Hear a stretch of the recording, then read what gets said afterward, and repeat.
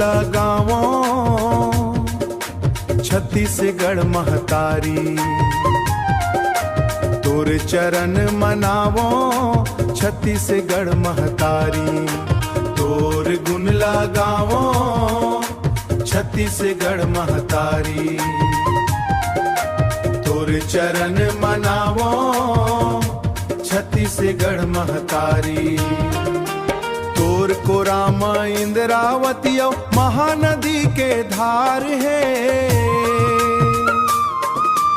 अरपा पैरी हंसत डोलत शिवनाथ के प्यार है।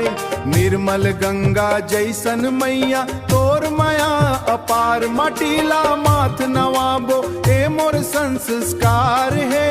निर्मल गंगा नहाबो तोर गुण लगावो छत्तीसगढ़ महतारी,